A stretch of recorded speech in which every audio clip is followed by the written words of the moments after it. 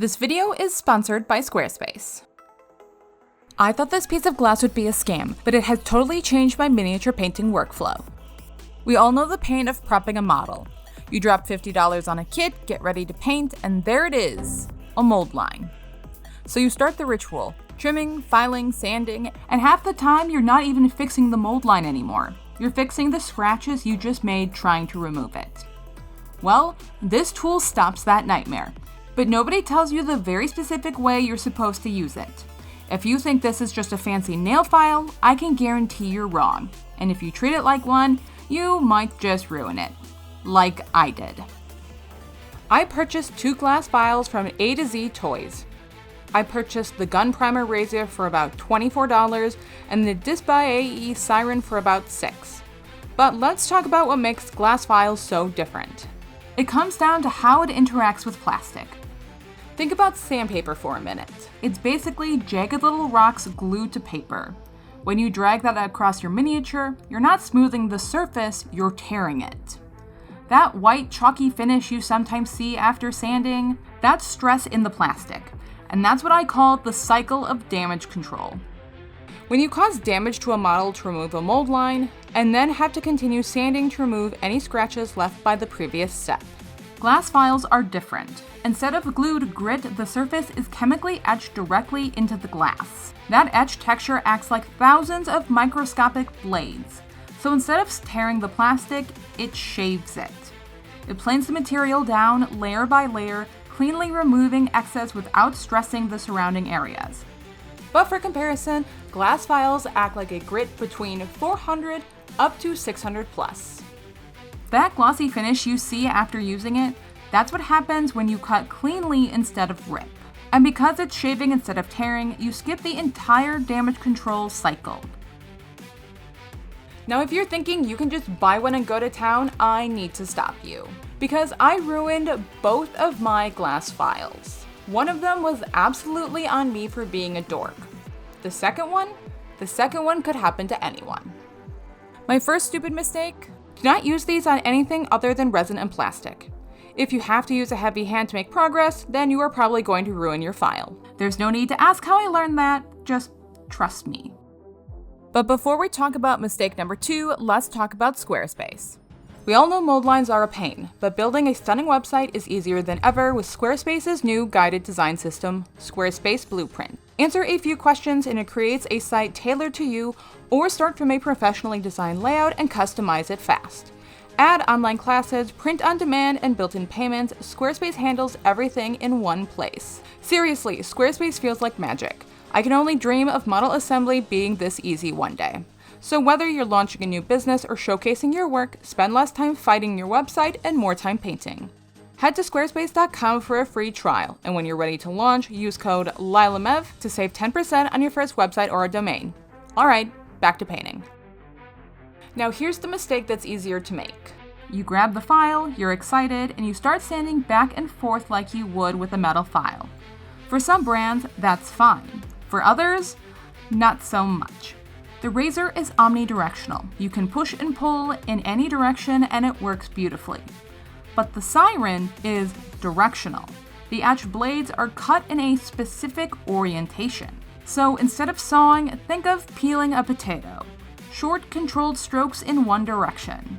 Start at the tip and push towards your grip, slightly pulling toward yourself if you're right-handed. Lift, reset, repeat. If you aggressively saw back and forth on a directional file, you can damage the etched surface. And once that happens, your super smooth glass file can become damaged and torn, which then gouges your miniature and reintroduces the whole damage control cycle that we're trying to avoid. Let's go over some ground rules. You don't need heavy pressure. In fact, you shouldn't use it. A firm but gentle hand is enough. And see these little white dust particles? That's shaped plastic. So remember to wet sand 3D printed miniatures. The water helps capture the particles, preventing them from being inhaled. However, there are some downsides. Because it's glass, it has zero flex, so curves and tight spots can be tricky. And with directional files especially, getting into awkward angles can be annoying. For me, the glass file handles about 90% of the work. I erase mold lines on flat or accessible surfaces almost instantly.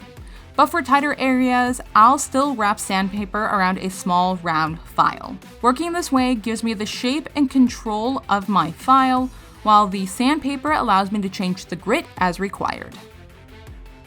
Before we wrap up, one quick maintenance tip. See that white buildup on the file? That's the plastic you just shaved off.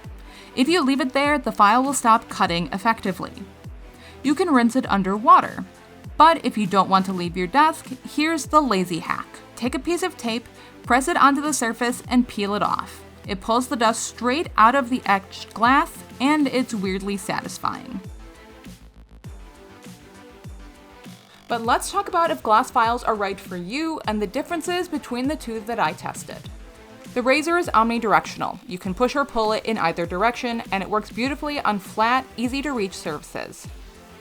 The siren, on the other hand, is directional and tapers to a fine point, which theoretically makes it better for tight or delicate areas. But is there really a meaningful difference between the two? Honestly, it's hard for me to say. Nowhere on the siren's packaging does it mention that the siren is one directional. And unfortunately, I didn't realize that until after I stress tested it and therefore ruined it. So as I was editing this video, I had a realization. In the footage, I took the Disc by E siren out of a box. I then promptly forgot that the plastic case came with a box at all. I pulled the box out of the garbage and lo and behold, one direction. Okay, so that's totally on me. However, neither the packaging nor the listing mentions that these are for plastic and resin only. I did reorder both files, but of course, they won't be here until tomorrow, the day after I'm posting this. Once they arrive, I'll update a pinned comment with any additional findings after using them correctly from the start. In the meantime, here's what... Mochi. There you go. In the meantime, here's what I can confidently say. The Disc by AE siren works beautifully, even when I was using it incorrectly. And because of that, I genuinely recommend starting with the siren.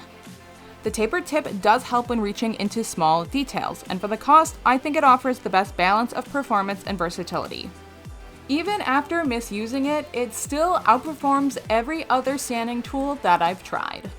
Alright, that's it from me. Thank you so much for being here. I'm so excited to announce that I have partnered with the Base Layer website and am hosting my own exhibition. What does that mean for you? Paint a model in 1 hour or less, share it on the Base Layer exhibition, and you'll get entered into a raffle to potentially win a free private coaching session from me. You can learn more at the link in my description down below. Otherwise, you know what to do. Like, comment, subscribe. Thank you so much for being here. I look forward to seeing you at Adepticon. Have a great day. I'll see you later.